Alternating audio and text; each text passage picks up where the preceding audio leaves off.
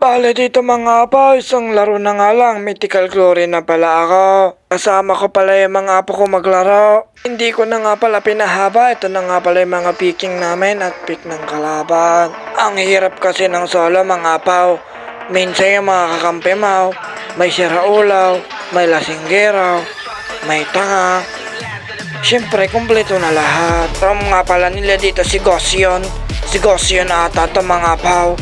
Kaso, wala na siyang yung blade bayaw. Maganda nga pala yung pinapakita ng apo kong support dito. Kaso nga nasobra niya kaya nabigyan din siya. Ito nga mga apo, maasim yung room nila kaya binigyan namin. Sakto, ma-inspire ako.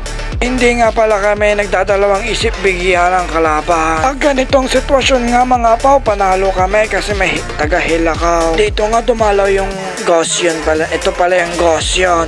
Akala ko mabibigyan ako pero muntikan na. Sakto dumating yung aking apaw, si Rafaela. Nakaso ang nabigyan namin itong Rom. Ito nga nasobrahan ko, akala ko mabibigyan ko silang dalawa. Dumating pala yung Gosyon na one hit tuloy ako. Pinipilit ko nga palang i-push to mga apaw kasi gusto ko nang matapos. Gusto ko na makita yung 50 points na umaelaw. Ang kaso nabigyan ulit ako ni Gosyon dito. Pinipilit ko na nga palang i-push to mga apaw. Gusto ko na kasing tapusin. Inaasiman ko na nga pala dito mga apaw para magbaksilat para mahit ko yung ture. Kaso, ang asim din ng Rafaela talagang kampante kasi sila kasi kasama nila yung lolo nilang malakas. Nabigyan nga namin yung dalawa dito. Panoorin nyo na nga lang mga apaw hanggang dulo.